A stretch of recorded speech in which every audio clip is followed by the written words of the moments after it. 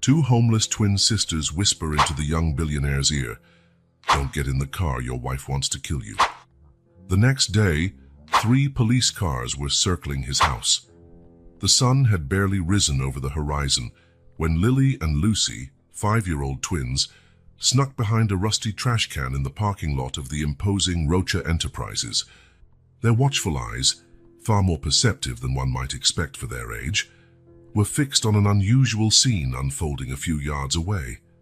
Ashley, the elegant wife of the company's owner, was whispering with a suspicious-looking man, her words laden with dark intentions. The girls, with disheveled hair and tattered clothes, barely breathed, afraid of being discovered. The acrid smell of garbage mixed with the aroma of coffee coming from a nearby coffee shop, making their empty stomachs rumble painfully. "Are you absolutely sure this won't fail?" Ashley asked, her voice trembling with anxiety, but tinged with a determination that made the twins shrink back even further. The man nodded, a malicious smile dancing on his thin lips. "The brakes will fail at exactly the right time. Your husband won't have the slightest chance to escape." His words hung in the air like a death sentence, prompting the twins to exchange worried looks. Lucy clutched her sister's hand, her dirty fingers trembling visibly. "Lily," she whispered, fear evident in her childlike voice, "we have to do something." "We can't let this happen." Lily hesitated, her eyes darting nervously around the parking lot. The fear of being caught battled against her instinct to do the right thing. "But what if they catch us?" she murmured back, her voice choked. "We can't trust adults, remember? That's what Mommy always said." The dilemma weighed on their small shoulders like a ton of bricks. Hunger consumed them, constantly reminding them of their vulnerability. But the idea of allowing something terrible to happen to an innocent person tormented them even more. At that moment, a luxurious car pulled into the parking lot, its engine purring softly. Michael Rocha, the target of the conspiracy, stepped out, his impeccable suit in stark contrast to the twins' ragged clothing. He seemed completely unaware of the danger awaiting him, striding confidently toward the building's entrance. "That's him!" Lucy exclaimed, her voice barely contained, eyes wide with both fear and excitement. Without a second thought, Lily grabbed her sister's hand, making a decision that would change the course of many lives. "Let's go," she said with surprising determination for someone so young. The two ran out of their hiding spot, their bare feet slapping against the cold asphalt of the parking lot. "Sir! Sirs!" they shouted in unison, their high-pitched voices echoing across the open space, drawing curious glances from the few employees who arrived early. Michael turned, surprised to see 2 bedraggled little girls running toward him. For a moment, he hesitated, clearly taken aback by the unusual sight, but something in the desperation in the children's eyes moved him. Instinctively, he knelt down to their level, ignoring the fact that his expensive suit was touching the dirty pavement. "What is it, girls?" he asked, his voice gentle but cautious. Up close, he could see the clear signs of neglect: tangled hair, dirty and torn clothes, barefoot feet covered in scrapes and grime. Panting from both the run and the thrill of the moment, the twins spoke quickly, their words tumbling over each other in a rush of warnings and pleas. "Your car. Danger. Brakes. They're gonna fail." Michael frowned, confused by this burst of disjointed information. Calm down," he said, raising his hands in a soothing gesture. "What exactly are you talking about?" Gathering all her courage, Lily took a step forward and looked directly into Michael's eyes. In that moment, Michael was struck by the intensity in the little girl's gaze, so unexpected in someone so young. "We heard a woman talking to a bad man," she said, her voice trembling slightly. "They want to hurt you. Your car's brakes are gonna fail." Michael's initial disbelief was swiftly replaced by intense curiosity. How could these street kids know something so specific? And why would they risk themselves to warn him? "Are you sure about this?" he asked, his voice now laced with concern. "Did you see who these people were?" Emboldened by Michael's attention, Lucy added, The woman was pretty, with blonde hair. She looked important. A chill ran down Michael's spine. The description, though vague, could easily fit Ashley. But that was impossible, wasn't it? Ashley, his devoted, loving wife, would never do something like that. Would she? Before he could ask more questions, a shout echoed through the parking lot. "Hey, you there, what do you think you're doing?" It was the building's security guard, sprinting toward them with an unfriendly expression. Panic seized the twins. With one last pleading look at Michael, they turned and ran, disappearing among the parked cars with surprising agility. Michael stood, watching them vanish, confusion and worry etched on his face. "Mr. Rocha, is everything all right?" the guard asked breathlessly. "Were those girls bothering you?" Michael shook his head, still gazing in the direction the twins had fled. No, they were just asking for help," he lied, not wanting to cause trouble for the children. "Everything's fine." Agitated and with his mind buzzing with questions, Michael went up to his office. The girl's words echoed in his head, mingling with disturbing images of Ashley conspiring against him. It was absurd, he tried to convince himself. But what if? Unable to focus on work, Michael called his driver, William, a trusted man who had been with the family for years. "William," he said, trying to keep his voice steady, "I need you to take my car for a full checkup at the garage, especially the brakes." William raised an eyebrow, surprised by the unusual request. "Is there a problem, sir?" "The car was thoroughly inspected just 2 weeks ago." Michael hesitated, reluctant to reveal the real reason for his concern. "It's just a precaution," he finally said. "I heard a strange noise yesterday. It's probably nothing, but better safe than sorry." William nodded, accustomed to following his boss's orders without question. "Of course, sir. I'll see to it right away." As William drove off with the car, Michael tried to concentrate on the work piling up, but his mind kept drifting back to the twins, their dirty, frightened faces, their urgent voices. Who were they? Why would they risk themselves to warn him? And more importantly, what had they actually seen and heard? The hours dragged on. Michael alternated between moments of doubt, convincing himself it was all just a misunderstanding or a cruel prank, and moments of paranoia, where every shadow seemed to conceal a threat. Finally, in the middle of the afternoon, Michael's phone rang. His heart skipped a beat when he saw it was the police. "Mr. Rocha?" said a deep voice on the other end. "This is Sergeant Martinez. I'm sorry to inform you, but your driver, William, had an accident." Michael felt the blood freeze in his veins. "An accident? Is he okay? What happened?" There was a pause on the other end of the line, as if the officer were choosing his words carefully. "He's alive but in serious condition at the hospital. Mr. Rocha, the brakes on your car failed completely. It's a miracle he survived." Michael's world seemed to spin. The girls had been right. He could have died if he'd gotten into that car. I'll be there as soon as I can," he managed, his voice trembling. He had barely hung up the phone when Ashley burst into his office, her face pale with worry. "Michael, I just heard about the accident. My God, thank goodness you weren't in the car, dear." Michael watched his wife carefully. There was something off about her surprise, a strange gleam in her eyes he'd never noticed before. Or was he imagining it, seeing conspiracies where there were none? "Yes," he answered cautiously. It was a miracle." While Ashley spoke at length about the accident, expressing concern for William and gratitude that Michael was safe, his mind raced. The twins' warning, the accident, Ashley's reaction. They were beginning to form a disturbing puzzle. "Honey, are you listening to me?" Ashley's voice pulled him back to reality. "I said I'm coming with you to the hospital. I don't want you to be alone at a time like this."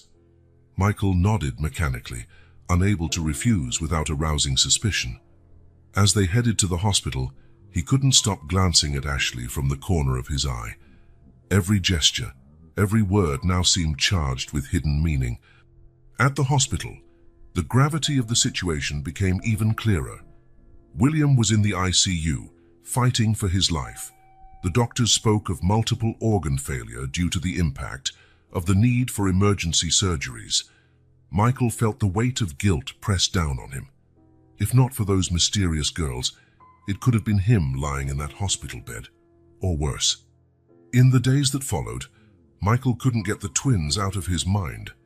Between hospital visits and attempts to keep the company running smoothly, he began a frantic search for the girls. He combed the streets around the company, questioned employees, visited local shelters. He showed a rough sketch of the twins to shopkeepers in the area, offering rewards. But the girls had vanished like smoke, swallowed up by the vastness of the city. Every empty alley, every unfamiliar face in the street seemed to mock his efforts. Michael began to wonder if he'd imagined it all, if stress and pressure were finally taking their toll. At night, lying next to Ashley, Michael pretended to sleep while his mind replayed every detail of the last few days. Ashley's behavior, once so loving and devoted, now appeared calculated, every gesture carefully orchestrated. He found himself analyzing her every word, searching for double meanings, veiled threats. The woman he had shared his life with for the past few years was now a stranger, an enigma he could not decipher. One night, unable to sleep, Michael rose silently and went to his home office. Locking the door, he pulled out a blank notebook and started writing down everything he knew and suspected. The twins and their warning, William's accident, Ashley's reaction, subtle details in her behavior that he'd previously overlooked. When he finished, Michael stared at the pages covered with his frantic handwriting. It was the start of something he knew. The start of an investigation that might destroy everything he knew and loved. But he had no choice. If Ashley really was behind this attempted murder, and the idea still seemed absurd even after everything, he had to find out the truth, not just for himself, but for William, still fighting for his life in the hospital, and for those two little twins who had risked everything to save him. Michael knew he stood at the edge of something big, something dangerous. The twins had planted a seed of doubt that was now growing uncontrollably, threatening to consume his entire life. Carefully placing the notebook in a hidden compartment of his desk, Michael made a decision. He would get to the bottom of this, no matter the cost. He would find the twins, discover the truth about Ashley, and if necessary, rebuild his life from scratch. The sun was beginning to rise when Michael finally returned to bed. Ashley stirred slightly, murmuring something in her sleep. For a moment, Michael felt a pang of sorrow as he looked at her. How had things come to this? Lying there, pretending to sleep once more, Michael couldn't stop thinking about the twins. Where were they now? Were they safe? Well fed? The thought of two such small children facing the dangers of the streets haunted him. He made a silent promise. Not only would he uncover the truth about the accident and Ashley's possible involvement, but he would also find a way to help those girls. They had saved his life. The least he could do was return the favor. As the bedroom slowly filled with the light of dawn, Michael finally fell into a fitful sleep. In his dreams, he saw two small figures running through dark alleys, always out of reach, and behind them, a looming shadow with Ashley's face crept ever closer. Michael woke with a start, his heart racing. The dream still vivid in his mind, he looked to his side and saw Ashley sleeping peacefully. For a moment, the normality of the scene almost convinced him it had all been an elaborate nightmare. But then his eyes caught a detail. Ashley's phone, carelessly left on the nightstand, blinked with a notification. For just an instant, Michael was certain he saw a name he didn't recognize. Quietly, he got out of bed, his mind swirling with doubts and theories. As he prepared for another day, one likely filled with secret investigations and mounting suspicions, Michael couldn't help but think of the two small heroines who had changed his life. Somewhere in the city, Lily and Lucy huddled together in a dark alley, unaware that their act of courage had set in motion a chain of events that would forever change many destinies, including their own. The sun rose fully, marking the start of a new day. For Michael, it was the beginning of a dangerous journey toward the truth. For the twins, it was just another day struggling to survive. And for Ashley, though she did not yet know, it was the beginning of the end of her carefully guarded secrets. The morning sun had barely begun to warm the manicured gardens of the Rocha mansion when the sound of sirens shattered the peace of the upscale neighborhood. Michael, who was finishing his breakfast on the veranda, stood abruptly, knocking over his cup and staining the pristine white tablecloth. 3 police cruisers stopped in front of the main gate, their lights flashing urgently. Curious neighbors began peeking from behind curtains and hedges, fueling a rumor that would no doubt spread like wildfire. "What's going on?" Ashley asked, appearing at the veranda door, her face a mask of concern. Michael didn't answer immediately, his eyes fixed on the uniformed figures approaching the house. The doorbell rang, echoing through the mansion with a sinister finality. Michael took a deep breath, straightened his tie, and went to answer, Ashley right behind him. "Mr. Michael Rocha?" asked a tall, broad-shouldered man displaying a badge. "I'm Detective Ramirez. We have a warrant to search your property and access the financial records of Rocha Enterprises." Michael felt the blood run cold in his veins. "What is this about, Detective?" Ramirez exchanged a meaningful look with his colleagues before answering. "We received an anonymous tip about possible multi-million-dollar embezzlement in your company, Mr. Rocha. We have documents showing suspicious transfers of large sums." Michael's perplexity was genuine. He opened his mouth to protest, but the words wouldn't come. Ashley, beside him, let out a small gasp of surprise. "This is absurd," she exclaimed, her voice trembling slightly. "Michael would never do something like that." Detective Ramirez kept his expression neutral. "Ma'am, I understand your concern, but we have evidence that needs investigating. Mr. Rocha, if you could take us to your office." Still stunned, Michael led the police through the luxurious interior of the mansion to his private office. There, Detective Ramirez spread a series of documents over the mahogany desk. "These are copies of bank transfers made over the last 6 months, Ramirez explained, pointing to the papers. "Each involves substantial amounts of money sent to offshore accounts in tax havens." Michael examined the documents, his face growing paler by the second. He did not recognize any of those transactions. Each line, each number seemed a silent accusation against him. I don't understand," he stammered, running a hand through his hair in frustration. "I never authorized any of this. There has to be some mistake." Detective Ramirez watched him closely, looking for signs of guilt or nervousness. "Mr. Rocha, are you saying you have no knowledge of these transfers?" "Absolutely none," Michael stated, his voice regaining a bit of firmness.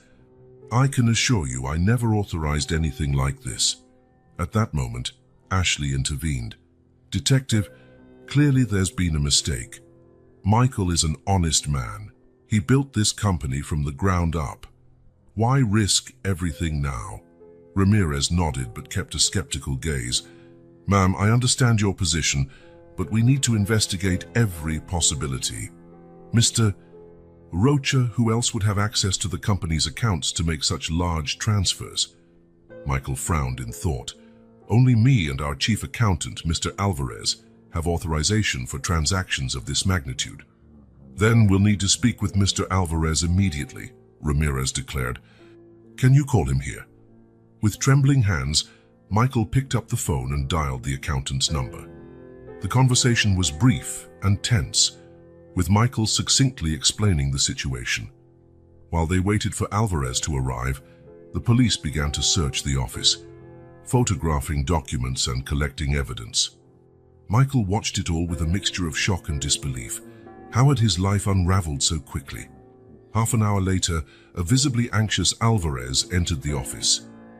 The accountant, a middle-aged man with thin-rimmed glasses, went pale at the sight of the officers. "Mr. Alvarez," Detective Ramirez began, "we have records of multi-million-dollar transfers to offshore accounts. Mr. Rocha says he's unaware of them. Can you explain?" Alvarez examined the documents, sweat beading on his forehead. I don't understand," he stuttered. These transactions aren't in our official records. I've never seen them before." The confusion on Alvarez's face looked genuine, but Michael could trust no one anymore. His world was collapsing around him, and he didn't know who to believe. "Gentlemen," Ramirez said, his voice brimming with authority, "based on what we've seen here, we'll have to start a formal investigation. We need full access to all financial records of Rocha Enterprises, as well as Mr. Rocha's and Mr. Alvarez's personal records." Michael felt the weight of those words slam onto his shoulders. He knew he had nothing to hide, but the mere fact of the investigation could destroy everything he had built over the years. "We'll do our best to cooperate, Detective," he said, his voice surprisingly calm. "But I want to make it clear that I'm innocent. Someone is trying to frame me." Ramirez nodded, his face impassive. "I understand your position, Mr. Rocha. Our investigation will be thorough and impartial. If you're innocent, we'll find out." As the police continued their work, Michael stepped away to a corner of the office, trying to process everything happening. Ashley approached, placing a comforting hand on his shoulder. "It's going to be all right, dear," she whispered. "We'll get through this together." Michael looked at his wife, seeking comfort in her eyes, but a small voice in the back of his mind couldn't help wondering, was she truly on his side? As the morning wore on, the Rocha mansion became a hive of police activity. More officers arrived, carrying forensic IT equipment. Drawers were emptied, computers confiscated, and boxes of documents loaded into police vans. Michael watched with a sense of unreality. Just days ago, his biggest worry had been the mysterious warning from two street girls. Now he faced losing everything: his company, his reputation, his freedom. Detective Ramirez approached Michael again, his face serious. "Mr. Rocha, in light of the circumstances, we're going to have to bring you to the station for a formal statement. You have the right to remain silent and to have an attorney present." Michael nodded, resigned. "I understand, Detective. I have nothing to hide. I'm willing to cooperate fully." As he was escorted out of his own home, Michael couldn't help noticing the curious stares of the neighbors and the occasional camera flash. By tomorrow, he knew, his face would be splashed across every newspaper and newscast. Sitting in the back of the police cruiser, Michael closed his eyes, trying to make sense of it all. The puzzle pieces, the twins' warning, William's accident, and now this investigation, refused to fit together in any coherent way. One thing, however, was clear to Michael. The situation was far more serious and complex than he could ever have imagined. Someone was playing an elaborate game, and he was just a pawn on the board. As the cruiser pulled away from the mansion, Michael made a silent promise to himself. He would uncover the truth, no matter the cost, and when he did, those responsible for this scheme would pay dearly for their actions. The image of Michael looking out the cruiser window, his determined reflection contrasting with the once familiar neighborhood that now felt strangely hostile. As the Rocha mansion disappeared over the horizon, Michael knew he was leaving behind not just his home, but also the life he once knew. Ahead lay a world of uncertainty, betrayal, and shocking revelations.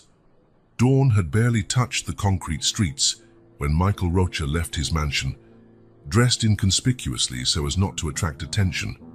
After days of grueling interrogations and sleepless nights, he was determined to find the only people who could shed light on the mystery surrounding his life, the mysterious twin girls. Moving cautiously, Michael entered the streets near his company, an area geographically close but in many ways a world apart from his. Narrow alleyways, worn-out buildings, and wary glances greeted him, a stark reminder of how far his reality was from that of the people living there. His first stop was a small bakery on the corner, frequented by local workers. The aroma of fresh bread filled his nostrils as he approached the counter. "Good morning," Michael greeted the attendant, a middle-aged woman with tired eyes. "Have you by any chance seen two twin girls around here? They're about 5 years old, dark hair." The woman frowned, thinking, "Twins? No. I don't recall any children like that, but there are so many homeless kids around here. She sighed, shaking her head. Michael thanked her and moved on, his heart heavy with the reality her words underscored. How many children survived on the streets, invisible to the rest of society? Over the course of the day, Michael visited shop after shop, stall after stall, always asking the same question. Some people ignored him outright, others eyed him suspiciously, but no one seemed to have seen the twins. As the sun climbed higher in the sky, Michael found himself in front of a small shelter for the homeless. The place was simple but clean, with a steady stream of people coming in and out. "Hello," he addressed a volunteer organizing donations. "I'm looking for 2 twin girls. They helped me a few days ago and I'd like to return the favor." The volunteer, a young woman with dyed hair, eyed him curiously. "Twins? We don't have any here, but if you want to help, we can always use donations and volunteers." Michael nodded, making a mental note to send resources to the shelter later. He continued his search, visiting 3 different social service organizations that day. Everywhere, the story was the same. No one had seen the twins, but everyone had heartbreaking tales about children surviving on the streets. As he walked from one place to another, Michael couldn't stop reflecting on the twins' warning. How had they known about the sabotage to his car? And why had they risked so much to warn him? The connection between that incident and his company's current troubles felt increasingly clear, though the details remained elusive. His thoughts were interrupted by the ringing of his phone. It was Ashley. "Darling, where are you? I'm worried." Her voice sounded anxious on the line. Michael hesitated a moment before replying. "Just taking care of some company business. Don't worry, I'll be home for dinner." After hanging up, Michael couldn't help noticing how different Ashley's voice seemed now. There was an edge of urgency, almost desperation he'd never picked up on before. Or had it always been there, and he'd simply refused to see? His thoughts drifted back to the last few days at home. Ashley always seemed to be on the phone, whispering, hanging up abruptly whenever he entered the room. Then there was Nathan, his brother-in-law, who had been showing up at the mansion more and more often, with increasingly flimsy excuses. Michael shook his head, trying to dispel his suspicions. He needed to focus on finding the twins. They were the key to understanding all of this. The sun was already setting when, exhausted and discouraged, Michael decided to make one last attempt before heading home. He approached a narrow alley near his company's building, a place he would normally avoid but now found strangely compelling. That's when he saw them. Huddled behind a stack of cardboard boxes, 2 small figures were watching the street with alert eyes. Michael felt his heart leap. It was them. "Hello," he called gently, maintaining a safe distance so as not to startle them. "Do you remember me?" The girls glanced at each other, clearly debating whether to flee or reply. Finally, the one who seemed to be Lily stepped forward. "You're the man from the car," she said, her voice small but firm. Michael nodded, feeling a wave of relief. "That's right. I'm Michael. You saved my life that day and I wanted to thank you." Lucy, still partially hiding behind her sister, asked, "You believed us?" "Yes, I did," Michael answered, sitting on the ground so he was at their eye level. "You were right about everything. Can you tell me how you knew?" The girls exchanged another look before Lily began to speak. We watch people. That's how we survive here." "Survive?" Michael asked gently. "Don't you have a family?" Lucy shook her head, tears filling her eyes. "Our mommy died a year ago. Since then, it's just been us." Michael felt a lump form in his throat. "I'm so sorry," he murmured. "It must be very hard for you." Lily nodded, wrapping an arm protectively around her sister. "It is hard, but we take care of each other. We learn things, like how to tell when people are lying or doing something bad." "Is that how you found out about my car?" Michael asked, fascinated by the children's insight. "We saw the pretty woman talking to the bad man," Lucy explained. "They looked nervous and whispered about brakes and accidents." Michael felt a shiver run down his spine. The description perfectly matched his suspicions about Ashley. "Why did you decide to warn me?" he asked, genuinely curious. Lily shrugged, a surprisingly adult gesture for someone so young. "We didn't want anybody to get hurt. Even if you're rich and we're poor, it's not right to let someone die." Michael felt tears welling up in his eyes. The purity and kindness of these children, who had so little yet risked themselves to help a stranger, touched him deeply. "You two are incredible," he said, his voice choked. "I'd like to help you. I can buy you food, clothes, whatever you need." The girls shrank back visibly at his offer. "We can't trust adults," Lily said firmly. "They always want something in return." Michael's heart broke at the evident distrust. What horrors had these kids endured to feel this way? "I understand," he said softly, "but I want you to know you can count on me if you ever need help." He took a card from his pocket and placed it on the ground between them. "This is my number. If you ever need anything, please call me." The girls looked at the card curiously, but made no move to pick it up. "Thanks," Lily finally said, "but we'll be okay." Michael nodded, respecting their decision. Slowly, he stood, feeling the weight of the day in his bones. "Take care of yourselves, please," he said, "and thank you again for saving my life." As he walked away from the alley, Michael couldn't help looking back. The twins watched him go, their small figures illuminated by the dim glow of a streetlight. The contrast between the children's innocence and kindness and the suspicions he now harbored about those closest to him couldn't have been more striking. Those two girls, who had nothing, had risked everything to save him, and Ashley, who had everything, might be conspiring to destroy him. Walking back toward his mansion, Michael felt a renewed sense of determination. He wasn't just fighting for himself or his company anymore. He was fighting for a world in which children like Lily and Lucy wouldn't have to live on the streets, mistrusting everyone. The sun had long since set by the time Michael arrived home. The mansion's lights were aglow, creating an image of comfort and security that now felt like a cruel facade. Ashley greeted him at the door, her face a mask of concern. "Michael, where have you been? I was so worried." He looked at his wife, searching her eyes for some sign of the woman he had fallen in love with, but all he saw now were shadows and secrets. "Just taking care of some things," he replied vaguely, passing by her into his office. Closing the door behind him, Michael couldn't stop thinking about the twins, alone in that cold alley. He picked up his phone, determined to do something, anything, to help them. But before he could dial, he heard voices in the hallway. Ashley and Nathan speaking in urgent whispers. "We can't keep going like this." Nathan's voice was tense. "He's getting suspicious." "Calm down," Ashley responded. "Everything is under control."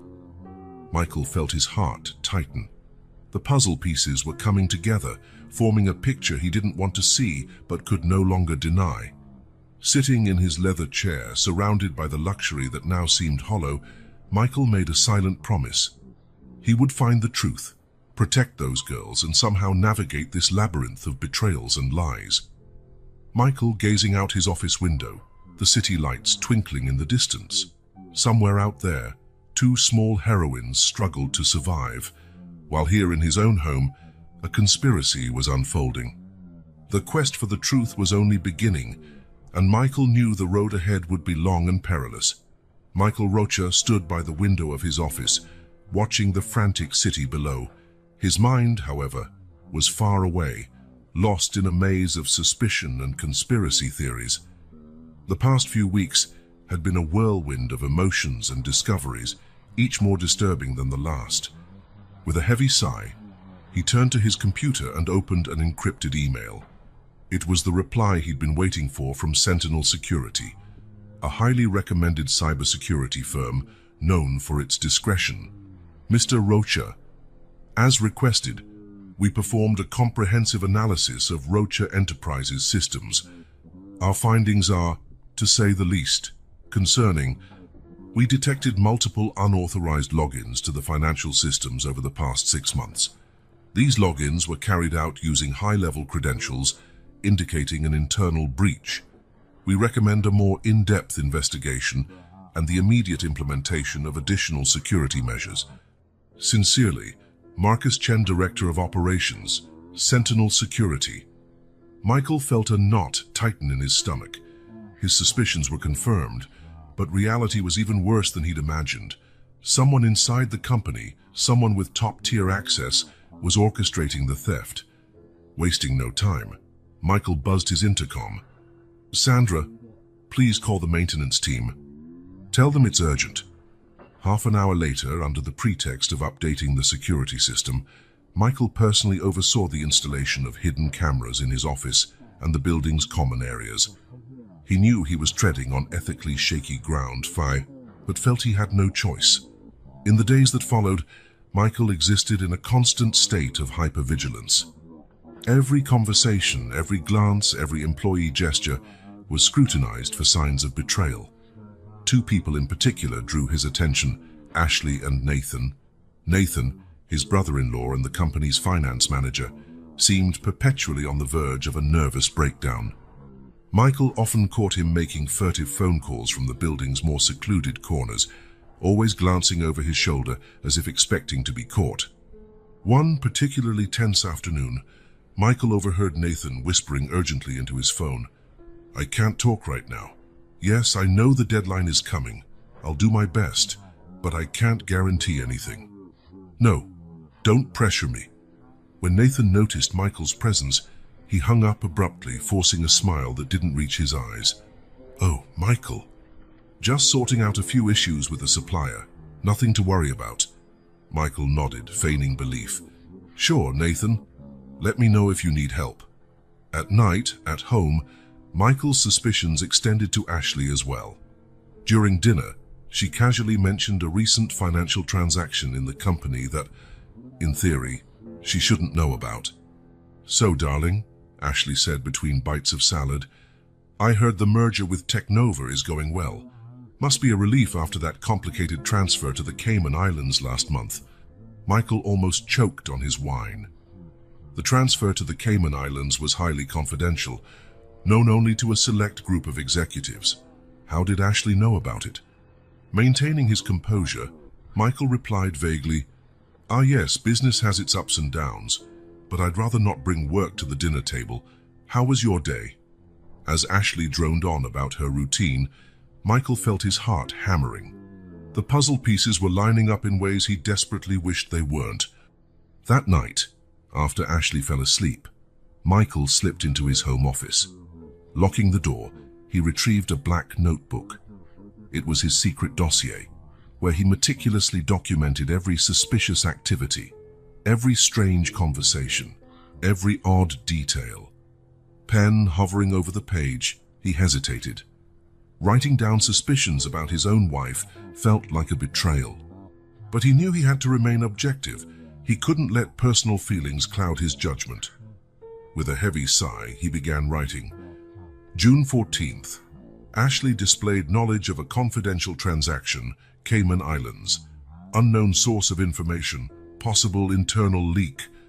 As the pages filled with his frantic notes, Michael felt the burden of his suspicions grow heavier. Who could he really trust? Early the next morning, Michael arrived at the office earlier than usual. He wanted to review the hidden camera recordings before the workday began. Locked in his office, he started going through the previous night's footage. For hours, nothing happened except the occasional security guard doing rounds.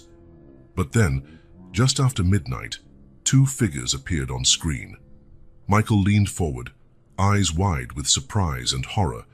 It was Ashley and Nathan. Turning up the volume, Michael listened as his wife and brother-in-law had a tense, anxious conversation. "Ashley, this is getting way too dangerous," Nathan said, his voice trembling slightly. "I think someone's watching us." Michael's been acting strange, asking questions. Ashley placed a hand on Nathan's arm in a gesture that seemed both comforting and controlling. "Calm down, Nathan. Everything's under control. Michael doesn't suspect a thing." Nathan shook his head vehemently. "You don't understand. The police are snooping around, asking questions. What if they find out? I'm done. I can't risk everything like this." "You don't have a choice," Ashley hissed, her tone suddenly cold. "Have you forgotten what's at stake? What he will do if we fail?" Nathan visibly paled. "No, don't remind me. But Ashley, this has to end. We can't keep going forever." Ashley sighed, her posture softening. I know. We just need to hold on a bit longer. Follow the instructions exactly, and soon it will all be over." "And Michael?" Nathan asked hesitantly. An enigmatic smile crossed Ashley's lips. "Don't worry about Michael. I'll handle him." The conversation continued for a few more minutes, with vague references to deadlines, transfers, and a mysterious figure they called he. When Ashley and Nathan finally left, Michael remained frozen, staring at the now empty screen. His world had collapsed. The woman he loved, to whom he had entrusted his life and heart, was at the center of a plot to destroy him. And Nathan, his own brother-in-law, was her reluctant accomplice. With trembling hands, Michael turned off the computer. His mind reeled, trying to process what he had just discovered. Who was this he Ashley and Nathan feared? What was their ultimate goal? One thing was clear.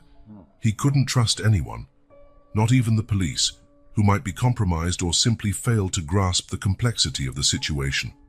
Michael knew he needed to escalate his private investigation. He had to discover the full truth before it was too late. With renewed determination, he picked up his phone and dialed a number he'd hoped never to use. "Hello, Sam? It's Michael Rocha. Remember that favor you owe me? Well, I'm cashing it in. I need your help with a discreet investigation." As he explained the situation to Sam, a private investigator he trusted, Michael felt a mixture of fear and resolve growing inside him. The game had changed. It was no longer just his company or reputation at stake. It was his life, his future, everything he'd worked for. And somewhere in the city, two small twins, the only people Michael felt he could truly trust, continued their daily battle for survival, unaware of the crucial role they had played in this unfolding drama. Michael gazed out the window of his office, taking in a city he once thought he knew so well. Now every shadow hid a secret, every familiar face a potential threat. "I will find out the truth," he murmured to himself, "no matter the cost." The sun sank beneath the horizon, casting long shadows across the city. For Michael Rocha, a new phase of his life was beginning, a phase filled with secrets, betrayals, and shocking revelations. He was determined to untangle the web of lies surrounding him, no matter where the truth led. Night had begun to fall across the city when Michael finally left his office. With measured steps, he headed to the parking lot, each movement calculated to avoid drawing attention. Once inside his car, he couldn't help scanning his surroundings, wondering who else might be watching, who else might be involved in this elaborate scheme. Driving home, Michael reflected on the events of the day, the footage from his hidden cameras, the suspicions about Ashley and Nathan, that cryptic conversation. Everything spun through his mind like a relentless whirlwind. When he arrived home, Ashley greeted him with a warm smile and a kiss. He returned it mechanically, his heart heavy with the knowledge of her betrayal. "How was your day, darling?" Ashley asked, her voice sweet as honey. Michael forced a smile. "Same as always. Lots of work. You know how it is." As they ate dinner, Michael watched Ashley's every move and expression, searching for traces of the woman he'd seen on the camera footage. It was surreal how she could act so normal, as though she weren't at the center of a conspiracy to destroy him. Later that night, lying in bed next to Ashley, Michael pretended to sleep while his mind raced. He knew the coming days would be crucial. With Sam's help, he hoped to uncover more pieces of this complex puzzle. One thing was certain: he could trust no one close to him. Ashley, Nathan, maybe even others at the company. Everyone was now a suspect. Michael felt utterly alone, isolated in a sea of uncertainty and betrayal. As sleep finally overtook him, Michael's thoughts turned once more to Lily and Lucy, the small twins who had triggered all this by warning him. Amid the chaos and disappointment, Those children's purity and bravery shone like a beacon of hope. "I will find the truth," Michael promised himself again as he drifted into a restless sleep. "For me, for the company, and for those girls, whatever happens, the truth will come out." Michael was asleep, but his mind remained on high alert, unconsciously preparing for the challenges ahead. The investigation was only beginning, and the road ahead promised to be full of twists, dangers, and shocking revelations. It was already dark when Michael Rocha parked his car a few blocks from the address Sam Reynolds had given him. Scanning the area to ensure he wasn't being followed, he adjusted the collar of his coat and walked briskly through the dimly lit streets. Sam Reynolds' office was worlds away from the luxurious corporate milieu to which Michael was accustomed. Housed in an old, run-down building downtown, the setting was deliberately discreet, almost anonymous. Michael hesitated briefly before knocking on the battered door, fully aware of the gravity of the decision he was about to make. "Come in," came the gruff response from inside. Sam Reynolds was a middle-aged man with rumpled grey hair and penetrating eyes that seemed to read a person's soul. He gestured toward a worn chair for Michael to sit, then settled behind a desk piled high with papers and outdated electronic devices. "So, Mr. Rocha," Sam began, his professional tone clashing with his disheveled appearance, "you mentioned on the phone that you have a delicate case." Michael nodded, feeling the weight of his worries intensify. "Delicate is an understatement, Sam. What I'm about to share with you must not leave this room. My life, my entire company is on the line." Sam leaned forward, eyes sharply focused on Michael. "I understand the seriousness of this, Mr. Rocha. You can trust my absolute discretion. Now, why don't you start at the beginning?" For the next 90 minutes, Michael spilled everything: his initial suspicions, the twins' warning, William's accident, the security firm's findings, the incriminating footage of Ashley and Nathan. Sam listened attentively, occasionally jotting down notes and furrowing his brow as the complexity of the case unfolded. When Michael finally finished, a heavy silence settled over the office. Sam leaned back in his chair, rubbing his chin thoughtfully. "This is intricate," Sam said at last. "We're dealing with a conspiracy on multiple levels, Mr. Rocha. I'll need access to all financial records from your company for the past 2 years at least. And any additional information on Ashley, Dawn, Nathan, and this mysterious he they mentioned." Michael nodded, producing a flash drive from his coat's inner pocket. "Here's everything I could gather so far: records, tapes, my personal notes. Use it discreetly, Sam. As I said, my life and my company are at stake." Sam took the flash drive, examining it briefly before locking it away in a drawer. "Understood. I'll start immediately. But Michael," he said, using his first name for the first time, "I need you to keep your routine normal. Any change in behavior might tip off the people involved." Michael felt a knot in his stomach. The idea of continuing to act normal, knowing what he now knew, seemed nearly impossible.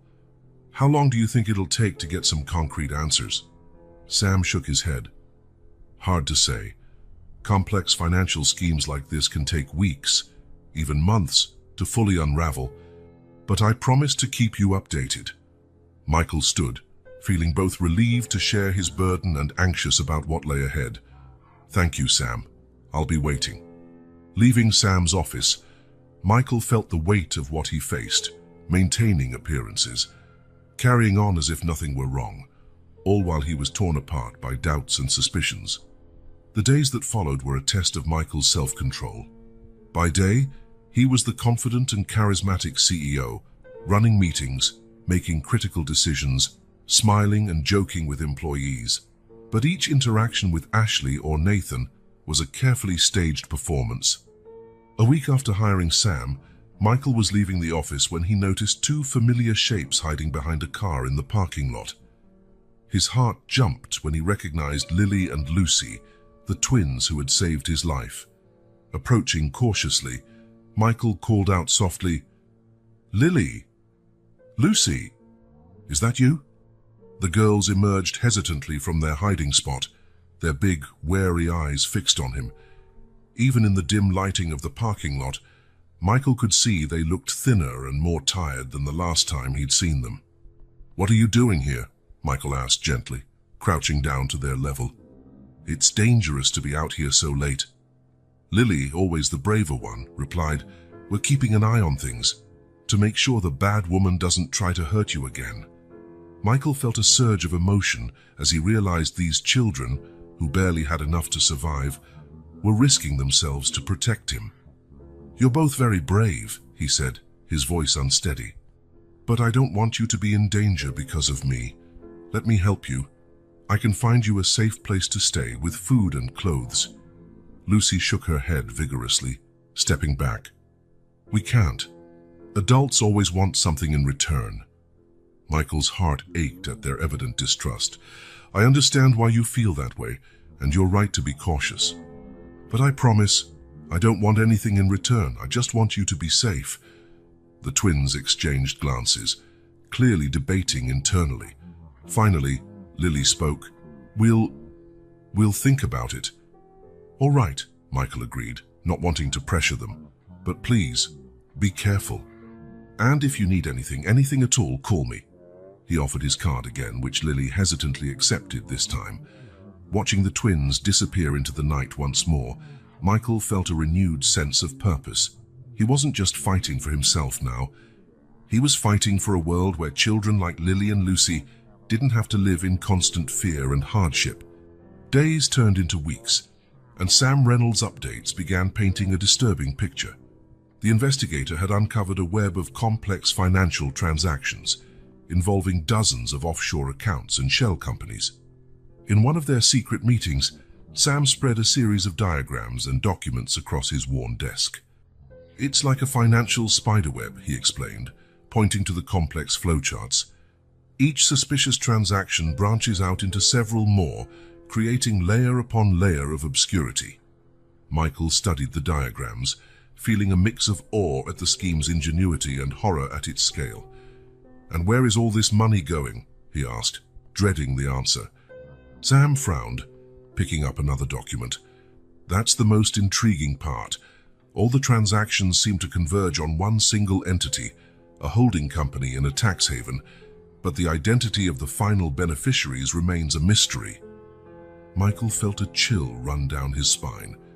"How much money are we talking about here, Sam?" The investigator hesitated a moment before replying.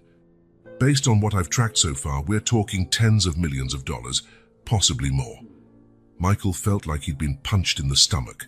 The scale of the embezzlement was far greater than he'd initially imagined. How could this happen right under my nose?" Sam placed a reassuring hand on Michael's shoulder. "Don't blame yourself. Whoever's behind this is extremely sophisticated. They've probably been planning it for years." As Sam continued his meticulous investigation, Michael couldn't help but notice subtle changes in Ashley's behavior. She seemed more tense, more secretive. Several times he caught her on hushed phone calls, ending them quickly whenever he came near. One night, Michael pretended to be asleep while Ashley received yet another mysterious call. Straining his ears, he tried to catch any information. "Yes, I understand," Ashley whispered, her voice barely audible. "No, Alexander, we can't rush things." Michael still suspects nothing. Michael had to control himself not to react. Alexander. Who was Alexander, and what role did he play in this conspiracy? The next morning, Michael shared this new info with Sam, who promised to investigate all individuals named Alexander connected to Michael's or Ashley's personal or professional life. The weeks dragged on, and Michael felt the constant strain of the charade he had to maintain. Every smile at Ashley, every casual conversation with Nathan was an exhausting performance. He wondered how many times a day he betrayed his true feelings, how many times his expression almost gave him away. One particularly tense afternoon, after a difficult meeting with investors worried about police investigations, Michael decided to take a walk to clear his mind. His steps led him, unconsciously, to the alley where he'd last seen the twins. To his surprise, they were there again, watching the entrance to the building intently. "Lily, Lucy," he called softly as he approached. The girls turned around, less startled this time. There was something different in their gazes, a blend of worry and resolve that seemed out of place in such young faces. "Mr. Michael," Lily began, her voice trembling slightly. "We've seen things, bad things." Michael felt his heart pound faster. "What sort of things, Lily?" Lucy continued in a whisper. "That bad woman, your wife, she met with a man last night, near here. They talked about money and about hurting you." Michael forced himself to remain calm, mindful of not scaring the girls with his reaction. Did you hear any names?" Lily furrowed her brow, concentrating. "I think so. Alex." "Alexander?" Michael asked, feeling a cold dread. The twins' eyes widened in recognition. "Yes, that's the one." Kneeling down, Michael looked directly into the girls' eyes. "Lily, Lucy, you're incredibly brave and smart, but this is very dangerous. Please, let me help you. I can keep you safe." For the first time, the twins seemed to seriously consider his offer. They exchanged looks, as though sharing a silent conversation. Finally, Lily spoke. We'll think about it. But Mr. Michael, be careful. They're planning something big." Michael nodded, feeling a mix of gratitude and concern for the girls. "I promise I'll be cautious, and my offer stands any time." As the twins vanished into the night yet again, Michael dialed Sam's number with trembling fingers. "Sam, we have a new lead, and I think things are about to reach a breaking point." The next day, Sam contacted Michael with alarming news. He had discovered that several luxury properties, supposedly owned by people close to Michael, including Ashley and Nathan, were actually rented or financed by shell companies linked to the mysterious holding. "Michael," Sam said, his grave voice echoing through the phone, "I think we're dealing with something much bigger than we initially suspected. This isn't just about siphoning money from your company. It's like someone is building an elaborate facade, creating the illusion of wealth and success for multiple people around you." Michael felt the ground shift beneath him. "But why? What's the end game here?" Sam let out a heavy sigh. "I don't know yet, but one thing's certain. There are more people involved in this scheme than we originally thought. Your wife, your brother-in-law, this Alexander, they're just pieces in a much bigger puzzle."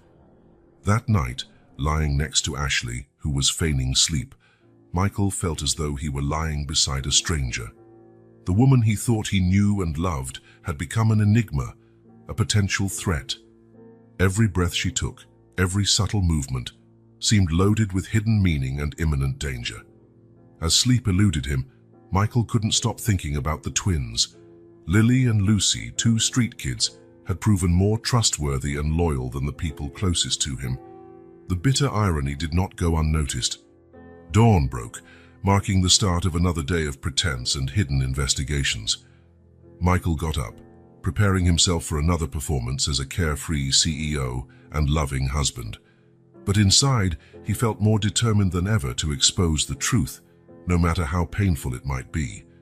Driving to the office, Michael once again spotted the twins keeping watch near the building's entrance. Their eyes met briefly, a silent exchange of warning and gratitude. He realized that amid all this chaos and betrayal, he had found unlikely allies in those two small street heroines. The day passed in a haze of meetings, phone calls, and corporate decisions. Michael surprised himself with his ability to maintain a facade of normalcy, even as he was internally consumed by secrets and suspicions. During a lunch break, Michael received an encrypted message from Sam.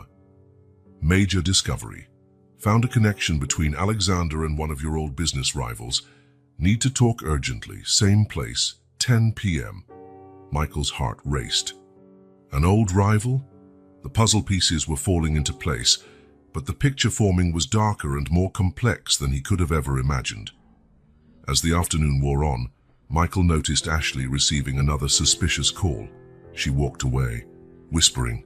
When she returned, her face was pale and tense. "Is everything okay, honey?" Michael asked. Playing the concerned husband role, Ashley forced a smile. "Sure, just a problem with planning our next charity event. Nothing to worry about."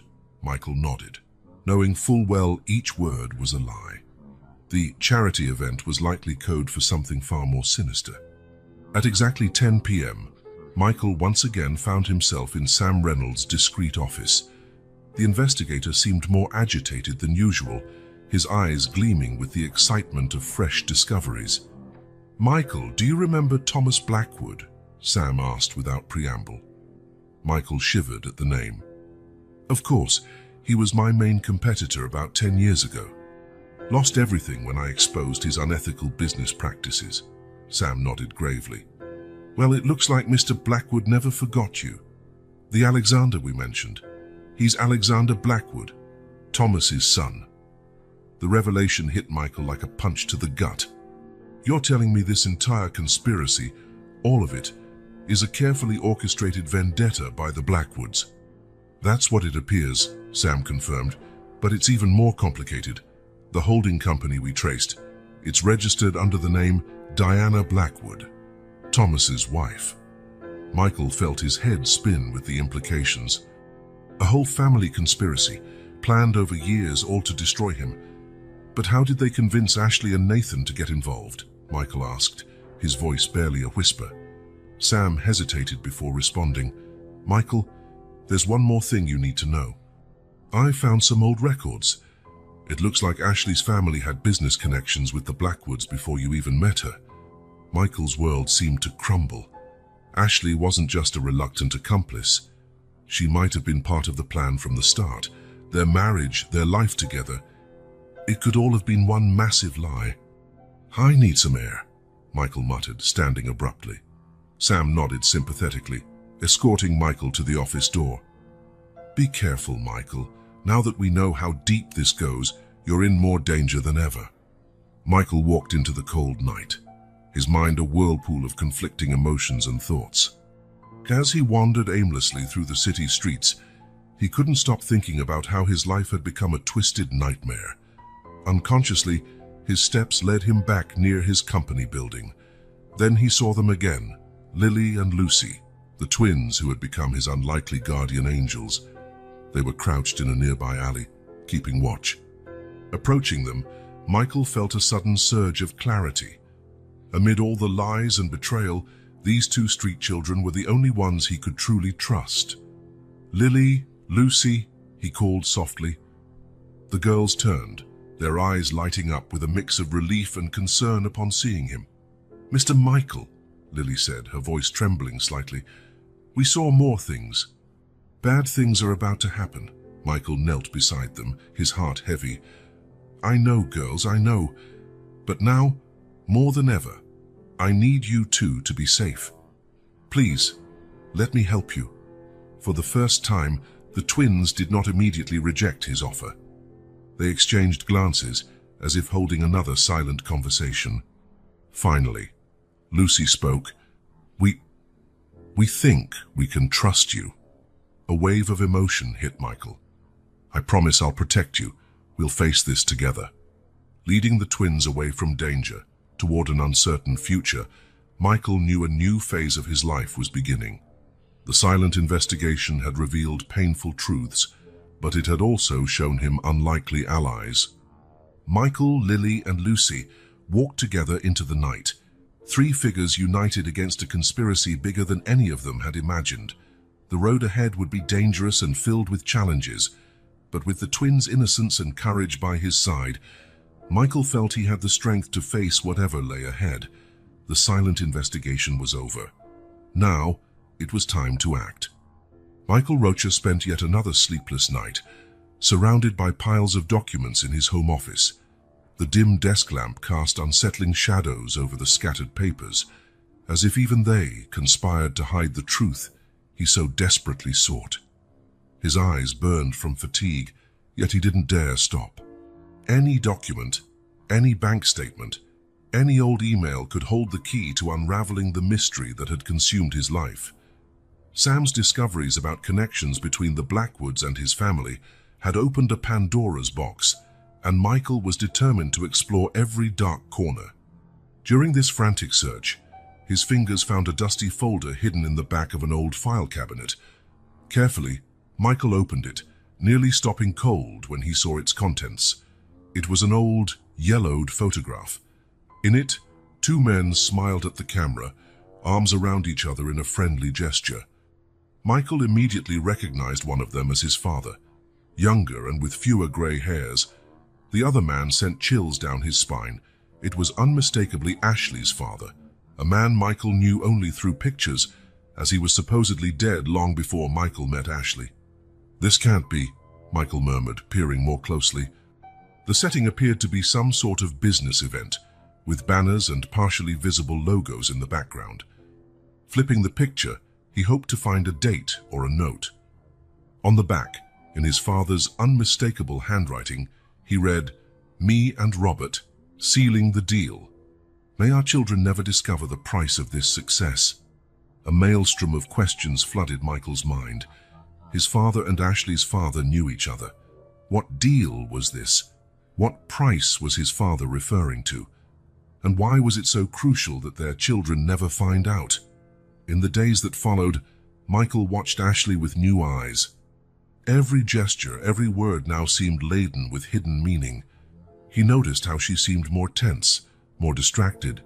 Sometimes he caught her staring off into space, her face etched with worry and inner conflict. One afternoon, while pretending to work on his laptop, Michael saw Ashley take a call that visibly shook her. She quickly left for the garden, her urgent whispers inaudible to him. That night, Michael had another secret meeting with Sam. The investigator looked more agitated than usual, his eyes shining with the excitement of fresh breakthroughs. "Michael, you won't believe what I found," Sam said, spreading out another set of documents across the table. "I dug deeper into Rocha Enterprises' finances and found evidence of suspicious transactions dating back years. We're talking at least a decade before you married Ashley." Michael felt a knot form in his stomach. "What does that mean, Sam?" "It means whatever's going on started much earlier than we thought. And look here," Sam pointed to one document. "These transactions follow a pattern similar to the ones we uncovered recently. It's as if someone was rehearsing, testing the waters for something bigger." Michael told Sam about the photo he'd discovered, and the investigator nodded gravely. "This confirms my suspicions. There's a much deeper story here, Michael. One involving your family, Ashley's family, and probably the Blackwoods too." As they discussed these new revelations, Michael's phone buzzed, a text from an unknown number. "Mr. Michael, it's us, Lily and Lucy. We need to talk to you. It's urgent." Worry flooded him. The twins had never contacted him directly before. "Sam, I have to go. The twins want to meet." Sam frowned. "Be careful, Michael. We still don't know who else might be involved." Michael found the girls in the same alley where he'd first encountered them. They looked even more agitated than usual, their large eyes brimming with both fear and excitement. "Mr. Michael," Lily began, her voice trembling. "We saw something strange last night." Lucy continued, her voice barely above a whisper. "A man broke into your office really late. He looked like the man in the photo you showed us." Michael's heart pounded. "Which photo?" "That old one," Lily clarified. "The one you showed us of your dad with another man." Michael was stunned. He had never shown that photo to the twins. How could they possibly know about it? "Girls," he said carefully, "I never showed you that picture. How do you know about it?" The twins exchanged anxious glances. Finally, Lucy admitted, We sometimes sneak into your office at night to see if there's anything that could help you." Michael couldn't decide whether to be impressed by their initiative or worried for their safety. "That's very dangerous. You shouldn't do that." "But we want to help," Lily protested. "And we've seen things, Mr. Michael. Important things." Michael crouched down to their level. "What kind of things?" The twins then recounted a story that made Michael's blood run cold. They spoke of whispered conversations they'd overheard, documents they'd glimpsed, and a mysterious man who seemed to be at the center of it all. "And last night," Lily concluded, "we saw him. He looked older than in the photo, but it was him. And he was talking to your wife, Mr. Michael. They looked angry with each other. Michael felt the ground shift beneath him. Ashley's father, supposedly dead for years, alive and secretly meeting with her. What else was hidden in this web of lies? Thanking the twins and urging them once more to stay safe, Michael returned home with his mind in turmoil. He knew he was close to uncovering a truth that could change everything, but he still couldn't see the full picture. In the days that followed, Michael threw himself even deeper into his investigation. He spent hours digging through old files, connecting dots that previously seemed unconnected. Each new discovery raised more questions than answers. One night, while working late in his home office, Michael heard raised voices downstairs. Silently, he crept to the top of the stairs and listened by the living room door. "We can't keep doing this, Ashley." It was Nathan's tense voice, brimming with fear. "He's pushing too hard. If we keep going, everything's going to fall apart." "Calm down, Nathan." Ashley's tone was firm, but Michael detected uncertainty in it. "We have to trust the plan. He knows what he's doing." "Does he?" Nathan shot back. "Because it feels like we're risking more and more. And for what? Revenge? That won't bring anything back." There was a moment of silence, and then Ashley spoke again, her voice softer. "It's not just revenge, Nathan. It's about justice, about making right the wrongs of the past." "At what cost?" Nathan asked. "Our lives? Our freedom?" "Ashley, think about it. Michael doesn't deserve this. He's not like—" "Enough!" Ashley cut him off sharply. "We have no choice now. We're in too deep. He's pressuring us to finish the plan, and that's exactly what we're going to do." Michael backed away quietly, his heart pounding. The conversation confirmed his worst fears, but also raised new questions. Who was this he that Ashley and Nathan both feared? What past wrongs were they trying to right? That night, lying in bed beside Ashley, who pretended to sleep, Michael made up his mind. He couldn't go on living in this web of lies and half-truths. It was time to confront Ashley, to demand the truth, no matter how painful it might be. But before he could act, his phone buzzed with a message. It was from Sam. "Major discovery. Ashley's father is alive. Repeat, Robert Stevens is alive and has been spotted in the city. Be careful, Michael. Things are about to explode." Michael looked at Ashley, sleeping peacefully next to him. Tomorrow, he promised himself. Tomorrow, he would confront his wife and demand the truth. The puzzle was nearly complete, but the final pieces promised to be the most painful to place. Michael lay staring at the ceiling, his mind a torrent of emotion and unanswered questions. The pieces were coming together, but the picture they formed was darker and more complicated than he ever imagined. As the sun began to rise, he knew the day ahead would bring revelations that would change his life forever. As the first rays of dawn seeped through the curtains, Michael remained awake, his body exhausted but his mind refusing to rest. Next to him, Ashley stirred slightly in her sleep, unaware of the storm raging inside her husband. Michael looked at her, studying every detail of her face. How could someone he loved so deeply have hidden so many secrets? How had they reached this point? Gently, he got out of bed, careful not to wake her. He went to the window, gazing at the city slowly coming to life. Somewhere in those streets, Lily and Lucy were likely already awake, fighting for another day of survival. And somewhere else, Ashley's father, a man who should have been dead, was planning the next step in a long orchestrated plan.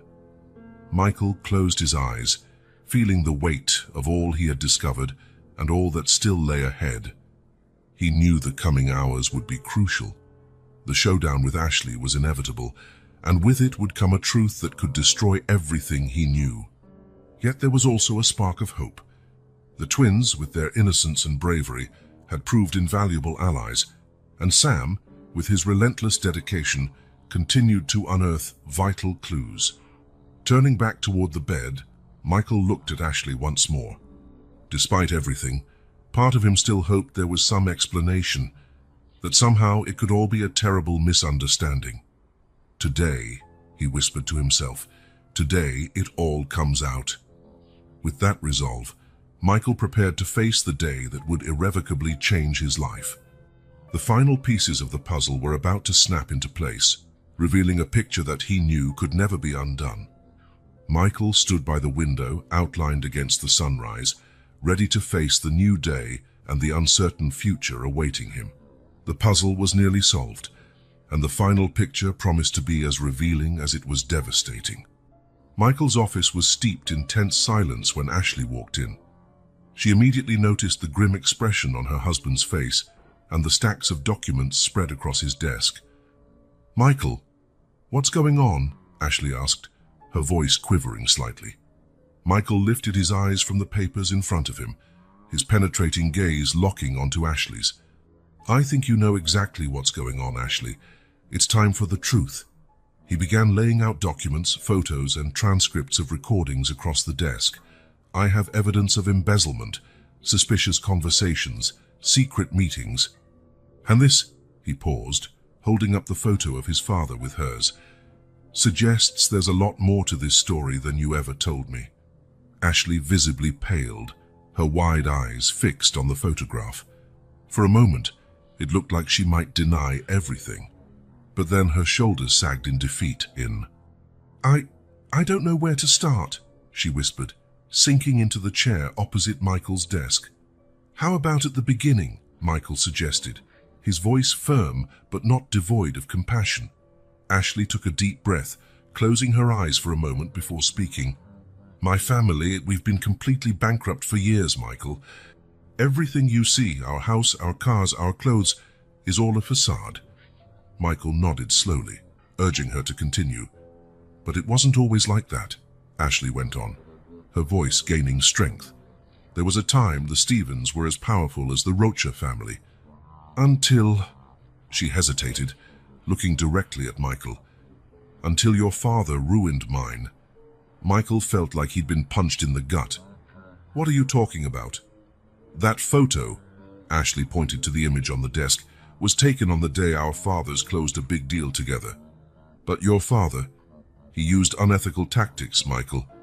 He manipulated contracts, bribed officials, did whatever it took to ensure the Rochas came out on top, leaving the Stevens in ruins." Michael shook his head in disbelief. "No, my father would never do that." "He did," Ashley insisted, tears beginning to form in her eyes.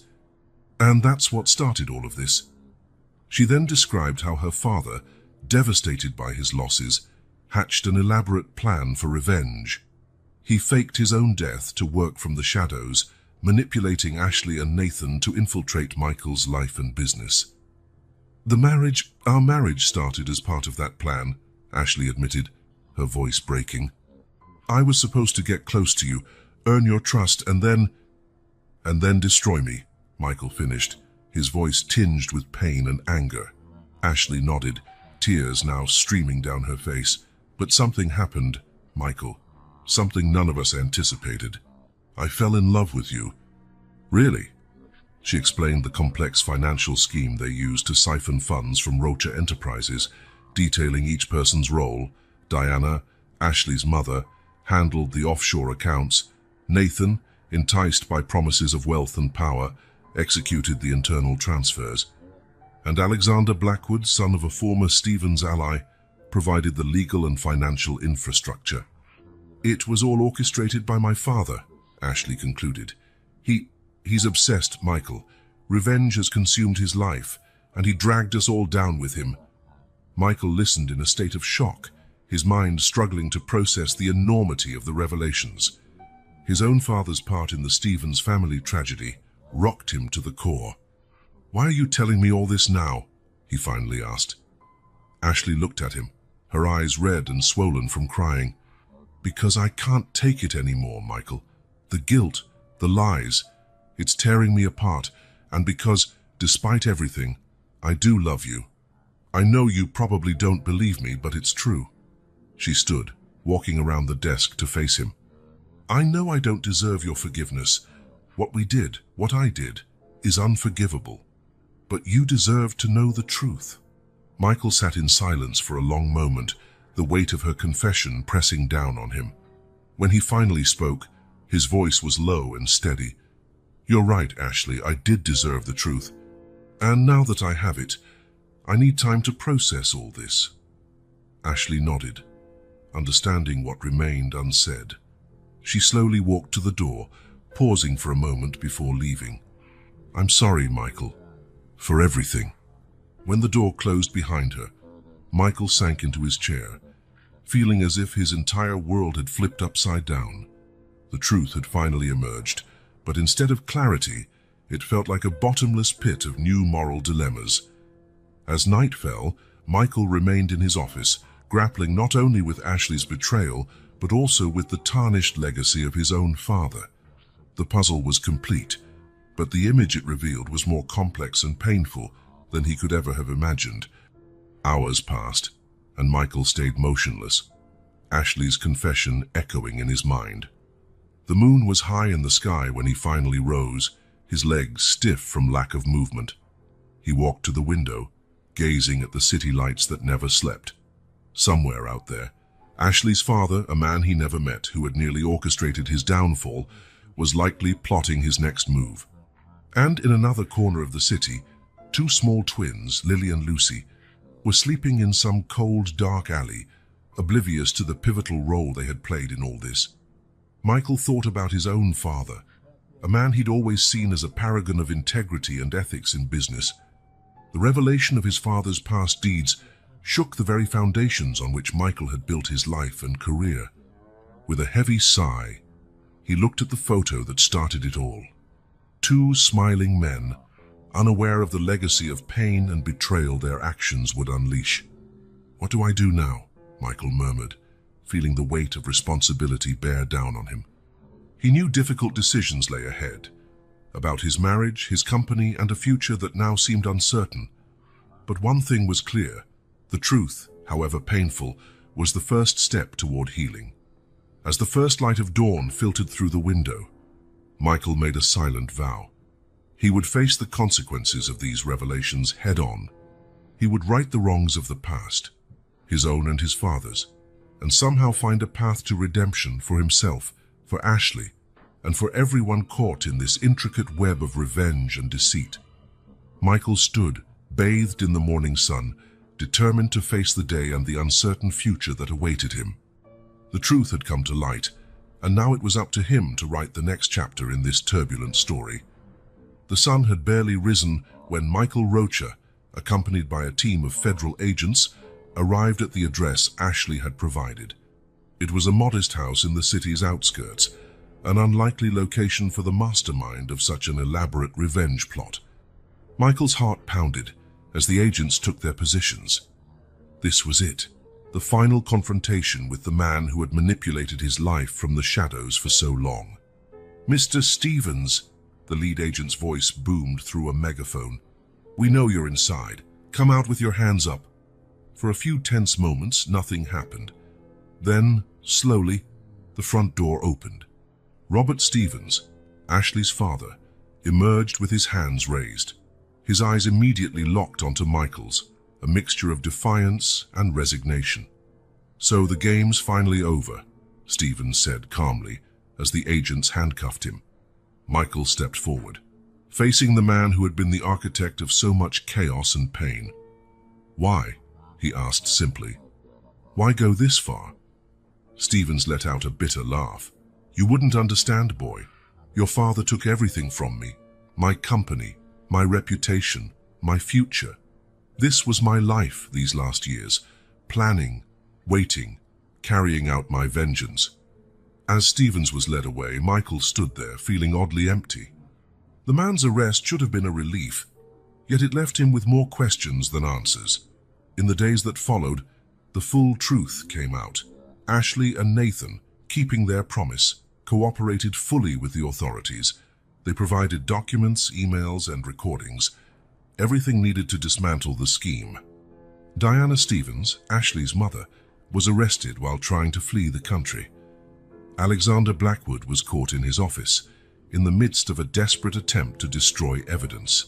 One by one, all those involved in the conspiracy were brought to justice. Michael watched all this unfold with a mixture of relief and profound sadness. Each new revelation, each arrest, was a reminder of how much his life had been built on lies and manipulations.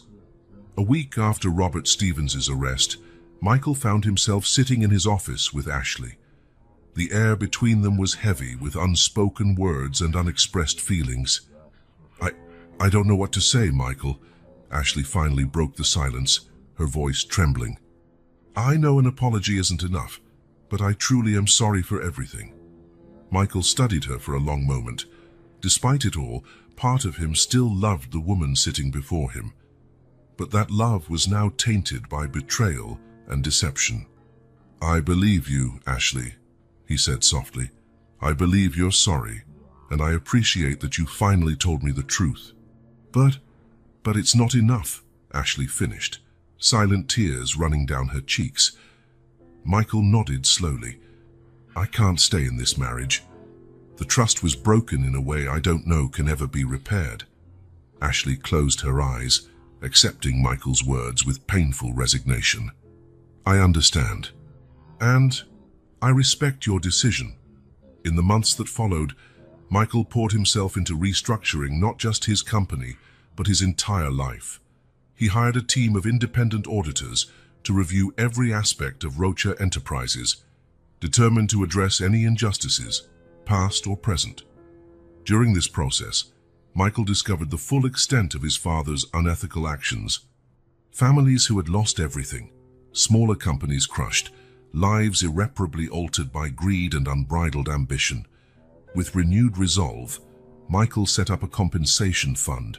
He personally met with each affected family, listening to their stories, offering not just financial restitution, but opportunities for a fresh start.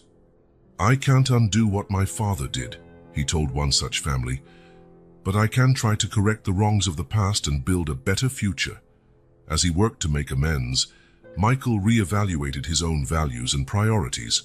The corporate world, once the center of his existence, now seemed hollow and meaningless.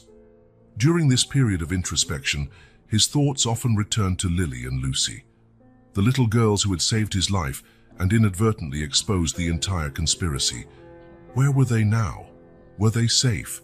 Determined to find them, Michael hired private investigators and worked with social services.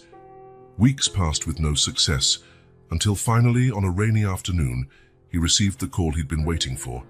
The twins had been located in a temporary shelter for homeless children. Michael rushed there, his heart pounding. When he finally saw them, a wave of emotion swept over him. Lily and Lucy looked even smaller and more fragile than he remembered, their large eyes filled with a mixture of hope and fear. "Mr. Michael?" Lily asked hesitantly, recognizing him. Michael knelt to their level. "Hi, Lily, Lucy. I've been looking all over for you." The girls exchanged nervous glances. Are we in trouble?" Lucy asked in a near whisper. No, Michael assured them quickly. "In fact, I came to thank you. You saved my life, remember? And you helped me uncover the truth about many important things." The twins relaxed a bit, though they still seemed unsure. Michael took a deep breath before continuing. "Actually, I came to make you an offer. If you'd like, I'd like to give you a permanent home. With me." The girl's eyes widened in surprise. A home?" Lily stammered. "Yes," Michael nodded with a gentle smile. "A real home, with warm meals, clean clothes, and a comfortable bed. What do you think?" There was a moment of silence as they processed his offer. Then, slowly, smiles began to form on their faces. Will we stay together?" Lucy asked timidly. "Of course," Michael promised. "You'll never be separated again." Tears in their eyes, Lily and Lucy nodded, accepting Michael's offer. In that moment, as he embraced these two girls who had changed his life in such profound ways, Michael felt a peace he hadn't felt in a long time. The following months were a whirlwind of changes. Michael went through the adoption process, transforming his once cold and impersonal mansion into a warm home for two lively girls. Lily and Lucy, initially shy and guarded, blossomed under Michael's care and love. One afternoon, about a year after the adoption, Michael sat in the garden with the girls.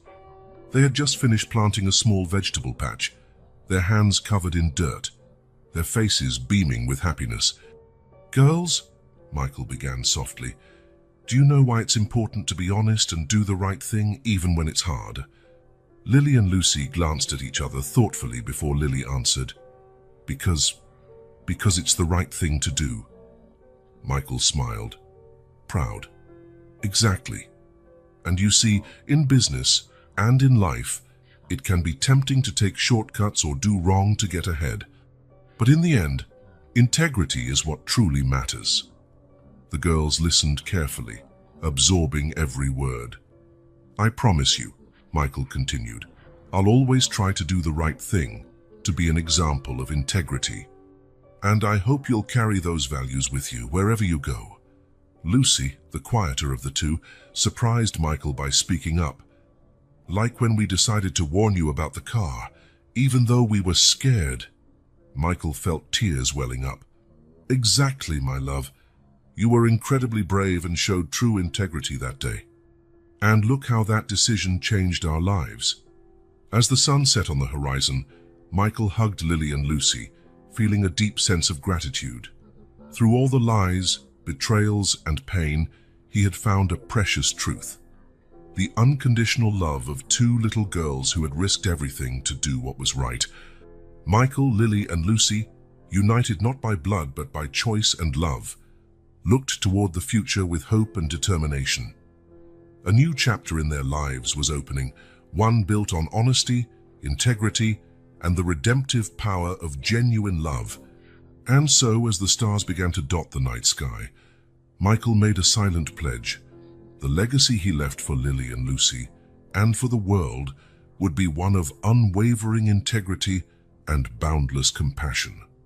The redemption he sought was not only in correcting past mistakes, but in shaping a future where truth and love triumphed over greed and deceit. With Lily and Lucy by his side, Michael knew he could face whatever challenges the future held. Together, they would write a new story, a story of hope, redemption, and the ultimate victory of truth over lies. As night fell, Michael, Lily, and Lucy headed back inside. The girls, tired yet happy from a day of gardening and important conversations, got ready for bed. Michael tucked them in, giving each a goodnight kiss on the forehead. After gently closing their bedroom door, Michael walked downstairs to his office. There, he picked up a framed photo of his father and studied it for a long moment. "I hope you're proud, Dad," he murmured. "I'm trying to fix our mistakes and create a better legacy."